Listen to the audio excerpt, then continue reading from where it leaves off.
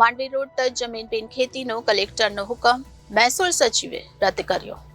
Mandvi road touch જમીન બિન ખેતીનો કલેક્ટરનો હુકમ મહેસૂલ સચિવે રદ કર્યો છે. માંડવી ભુજ રાષ્ટ્રીય ધોરીમાર્ગ પર આવેલા મસ્કાના સીમના સર્વે નંબર 368 પૈકી 30ની 31,262 ચોરસ મીટર વાદગ્રસ્ત જમીન બહુહેતુક બિનખેતી ઉપયોગ માટે તત્કાલ સમયના કલેક્ટરે હુકમ કર્યો હતો, જેની સામે મહેસૂલી વિભાગ સચિવ પાસે અપીલ કરાતા જે કેસ ચાલી જતા તારીખ 21/5/2022 નો કલેક્ટરનો હુકમ રદ કરાયો છે.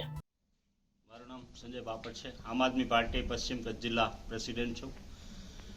આજ રોજ આપની સમક્ષ ઉપસ્થિત થવાનું રીઝન હતું કે માંડવીની અંદર માંડવી તાલુકાના મસ્કા ગામે વાદગ્રસ્ત જમીન છે. સર્વે નંબર 368 પૈકી 30 અને 368 પૈકી 7ની જે જમીન છે જે ખરેખર કોળાઈ પુલની જમીન હતી અને મસ્કા સીમમાં બેસાડવામાં આવેલી હતી.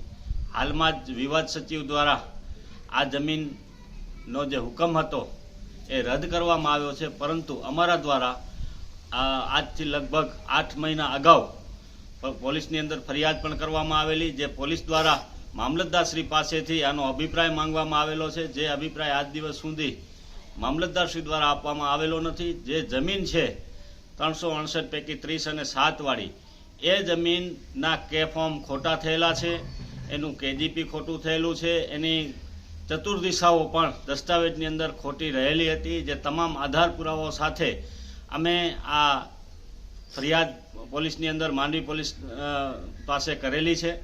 આની અંદર જે તે વખતે કલેક્ટર જે એ હતા એ મહેન્દ્ર પટેલ હતા, જે આજ ભાજપની અંદર ગુજરાત પ્રદેશના ઉપાધ્યક્ષ તરીકે છે.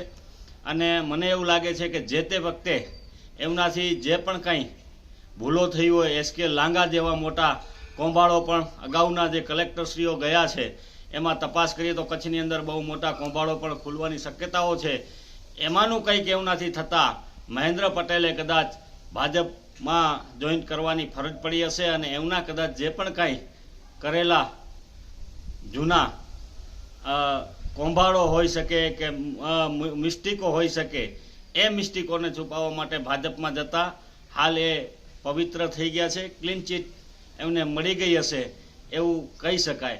એટલે આજ પણ અમારી આ માંગણી છે કે જે મસ્કા ગામની અંદર કોળાઈ પુલની જમીન બેસાડવામાં આવેલી છે, જેના કે ફોર્મ કેજીપી અને ચતુર્દિશાઓ પણ ખોટી રહેલી છે, એના જે પણ નીકળે એ તમામ સામે ફોજદારી અને દીવાની રાહે કાર્યવાહી કરવામાં આવે એવી અમારી રજૂઆત અમે મામલતદારશ્રી અને કલેક્ટરશ્રી દ્વારાને પણ કરેલી છે. એની સાથે સાથે પોલીસ ઇન્સ્પેક્ટર સાહેબના માંડવીનાને પણ આ પોલીસ ફરિયાદ આપેલી છે. એ પોલીસ ફરિયાદના આધારે તાત્કાલિક ધોરણે આની સીટ નિમણૂક કરી તપાસ કરી અને ફોજદારી જે પણ લોકો આમાં સંડોવાયેલા હોય એની તમામની સામે ફોજદારી રાહે કાર્યવાહી કરવા અમારી આપના માધ્યમથી તંત્રને રજૂઆત છે.